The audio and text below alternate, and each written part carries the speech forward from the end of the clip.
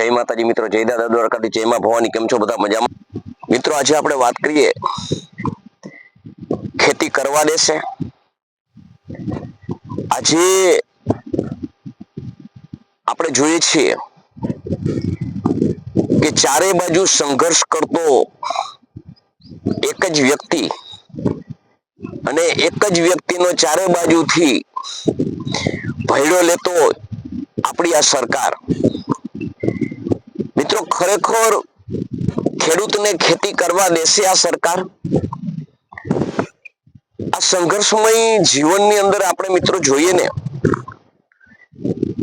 તો સવારથી ઉઠીને તમતોડ મહેનત કરી અને જીવન જરૂરિયાત જે વસ્તુનું જે કંઈ ઉત્પાદન કરતો અન્નદાતા આજે એને કેટલી મુશ્કેલી સહન કરવી પડે છે। મિત્રો, સવારથી ઉઠીને એને સંઘર્ષ।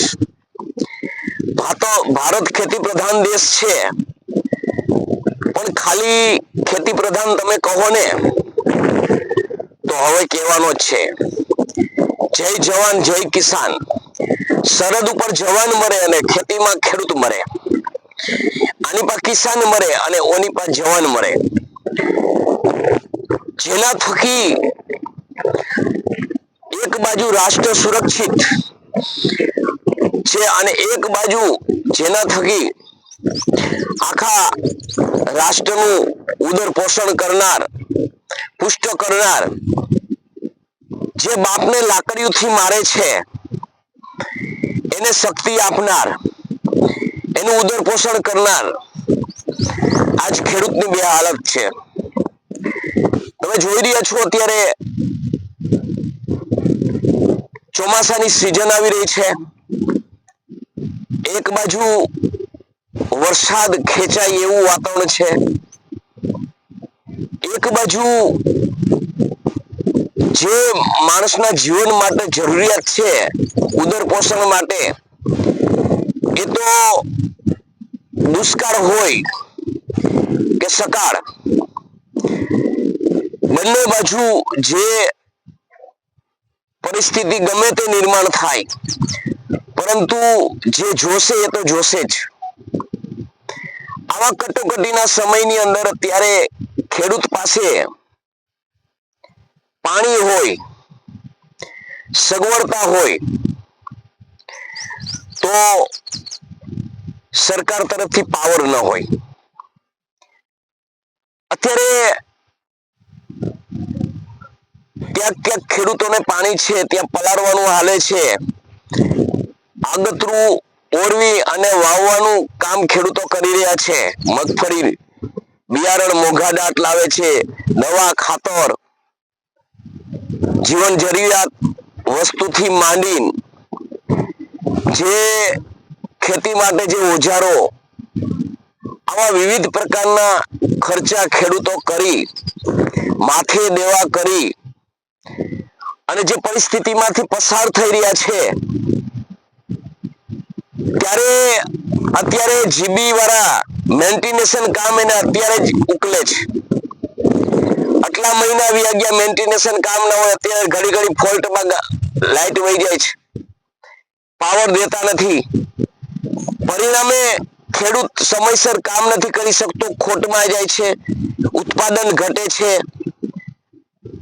આખિર ખેતી પ્રધાન દેશ કહેવા વાળા આ પોલિટિકો હરામીના પેટના આજે ખેડૂતને આગળ લાવવા માંગે છે, એ ખેડૂતની વ્યથા ક્યાં સમજે છે? આવા વિવિધ પ્રકારના સંઘર્ષ કરી અને જે આગળ વધી રહેલો ખેડૂત આજે નષ્ટ થઈ રહ્યો છે। ચારે બાજુ તમે જુઓ છો કે વીમ ફાર્મ છે,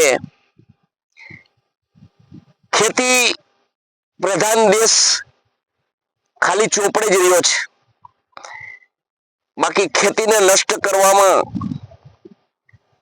આજે ખાદીધારી અંગ્રેજોએ કઈ બાકી નથી રાખી। અત્યારે તમે જુઓ છો કે દેવભૂમિ દ્વારકા જિલ્લાના કલ્યાણપુર તાલુકાના મારા ખાખરડા ગામની મારી વાડીમાં જ ઊભો છું. લાઈટો આટલી કલાક આપશું, આટલી કલાક આપીએ છીએ, રજીસ્ટર ઉપર બધું ચાલે છે, પરંતુ સમયસર રાબેતા મુજબ જે મળવો જોઈએ એનો 25% પાવર મળતો નથી. એટલે અત્યારે ખેડૂત ચારે બાજુથી સંઘર્ષ કરી રહ્યો છે. અધિકારી પાસે સંઘર્ષ, પોલિટિક પાસે સંઘર્ષ,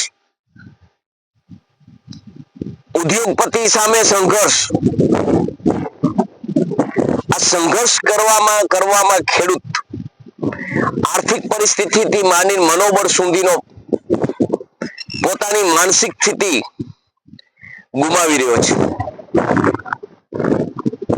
આવા કફરા કાળની અંદર સરકાર હોય, સંવેદનશીલતા વાળી હોય, ખેડૂતોની હોય, આવા જે ભૂપેન્દ્રભાઈ પટેલ, નરેન્દ્રભાઈ મોદી આવા મોટા મોટા જે ભાષણો આપે છે ને એ બાહ્યાત નીવડે છે. એક નંબરના ખોટીના પેટના છે.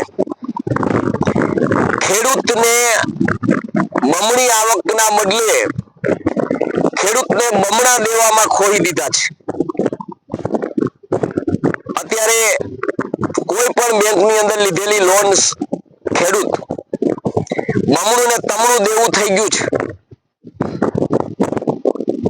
અત્યારે નવું જૂનું કરે છે એટલે ચોપડે બતાય છે કે ખેડૂત ઉપાડ્યું છે, અને એ માયલો લોન માયલો પૈસો સરકારનો જે રાહતનો એક પાછું કામ નથી આવતું. કારણ કે ખેત પેદાશના જે જળસીના ભાવ છે એના કરતા 4 ગણા બિયારણ, ખાતર, વીજળીના પાવર, આવી રીતે મિત્રો જોઈને તો વિવિધ પ્રકારના જે ખેત ઉત્પાદન માટે ખેડૂતોને જે રાહત મળતી ને સબસિડી હતી ને એ તમામ સબસિડી પાછી ખેંચી લેવામાં આવી છે.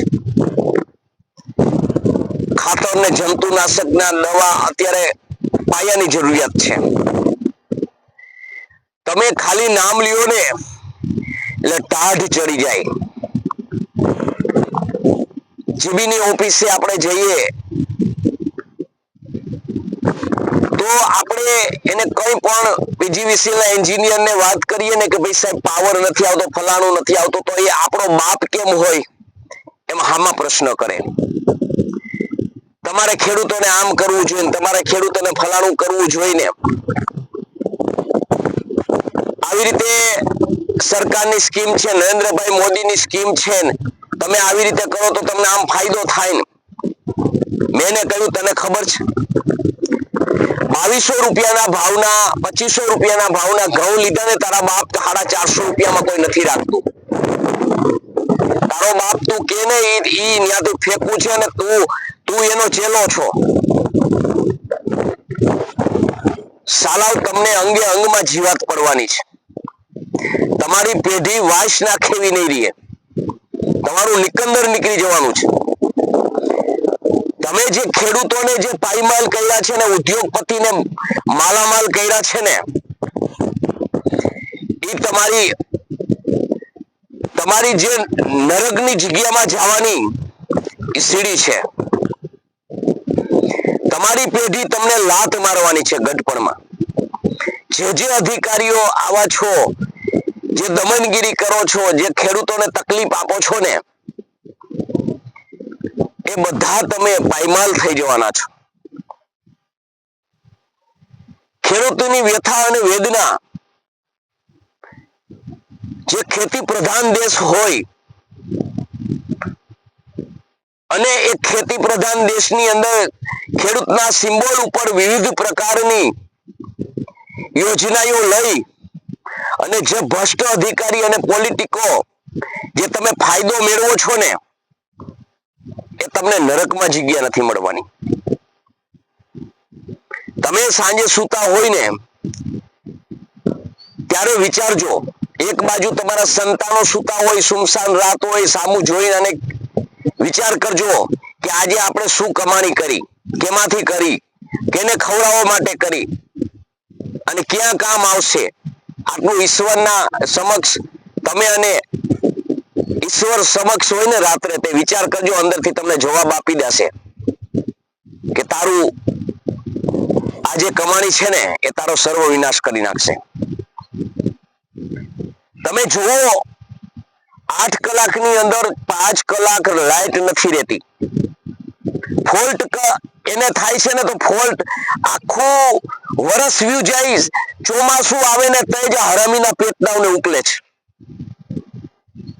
મેન્ટેનન્સ જ કામ ચાલુ હોય, કોઈ દી તાર બદલતા નથી, ચોપડે બદલી જતા હોય. કોક તો ઈમાનદાર જાગો અધિકારી, કોક તો તમારા બાપ દાદાની ઉજ્જવળ ઇતિહાસને એક સોનેરી અક્ષરે લખો કે જેથી તમારા અધિકારી તરીકે તમારું નામ યાદ કરે માણસો.